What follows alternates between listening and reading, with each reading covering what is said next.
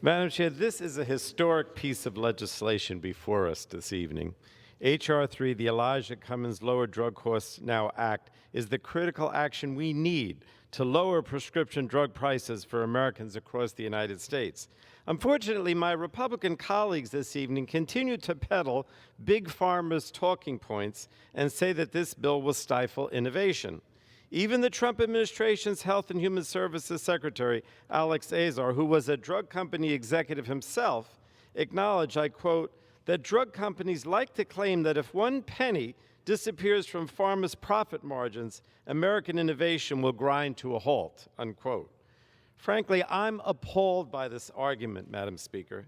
It's the federal government and the American taxpayers who are the largest investors in innovation.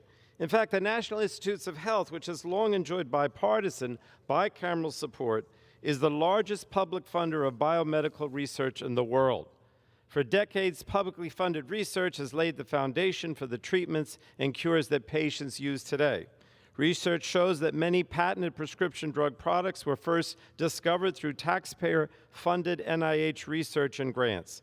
According to a report by the National Academy of Sciences, NIH-funded research contributed to the development of all 210 new drugs approved by the FDA between 2010 and 2016. And the impact is clear. Americans are living longer, healthier lives. Heart disease, stroke, and diabetes are less deadly. Cancer mortality rates are also overall on the decline. The Elijah Cummings Lower Drug Costs Now Act, H.R. 3, will strengthen innovation. I stress, strengthen innovation by investing $10 billion of direct funding to continue this momentum.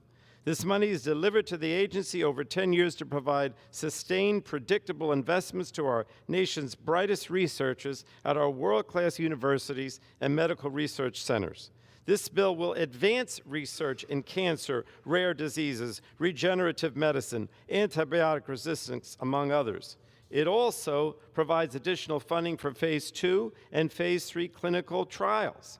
History shows us that investments like these will pay dividends for patients. Madam Speaker, I'm just so tired of hearing the Republican claim that H.R. 3 will kill new drug development innovation. It's just the same tried fear-mongering that the big pharmaceutical companies have used in an effort to lower their out-of-control drug prices. We, as members of Congress, worked for the American people, not Big Pharma.